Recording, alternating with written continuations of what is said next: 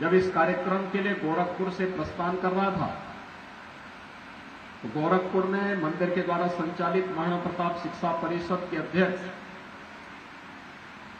वर्तमान में जो हैं उनका नाम भी उदय प्रताप सिंह है। प्रोफेसर उदय प्रताप सिंह वह पूर्वांचल विश्वविद्यालय के कुलपति थे। तो आज सुबह सुबह उनकी उम्र इस समय लगभग 95 साल है। वे मेरे पास आए, उन्होंने कहा कि आज आप यूपी कॉलेज जा रहे हैं। मैंने कहा कि मैं उसी कॉलेज में 5 वर्ष रह करके पढ़ा हूं।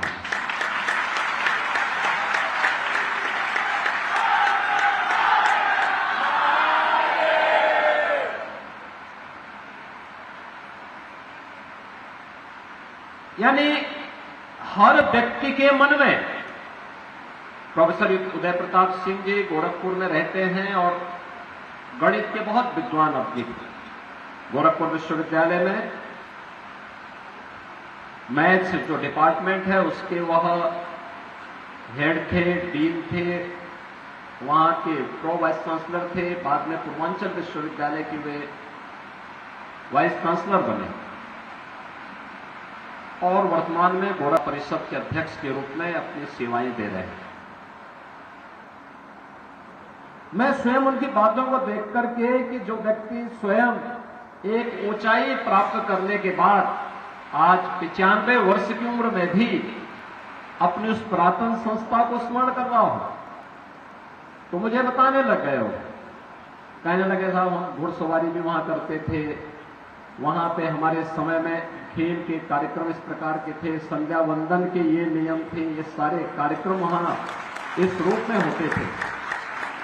ये बातें बताती हैं कि किस पवित्र उद्देश्य के साथ राजर्षि ने इस पावन सांस्कृतिक राजधानी में इस संस्था की नींव रखी और देश को एक शिक्षित और प्रशिक्षित युवा देकर के, आत्मनिर्भर युवा देकर के स्वतंत्रता के पूर्व राष्ट्रभक्त नौजवानों की पीढ़ी को इस संस्था के माध्यम से तैयार करने का कार्य किया। याद रखना, युवा शक्ति की उपेक्षा करके कोई देश आगे नहीं बढ़ सकता, कभी आगे नहीं बढ़ सकता।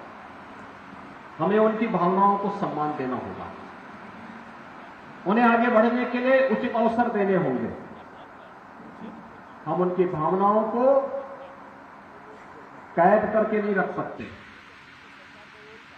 उनके आगे बढ़ने की संभावना को हम बाधित नहीं कर सकते, उसमें बैरियर नहीं लगा सकते और ये हमें कोई अधिकार भी नहीं होना चाहिए, क्योंकि ये पहली बार नहीं, दुनिया के अंदर किसी भी देश ने प्रगति तब तक नहीं की है, वो देश कभी आगे नहीं बढ़ा है जिस देश की युवा शक्ति कुंठित हो, जिस देश की युवा शक्ति अपराध बोध से ग्रसित हो, वह देश कभी आगे नहीं बढ़ सकता जहां की युवा शक्ति दिग्भ्रमित हो।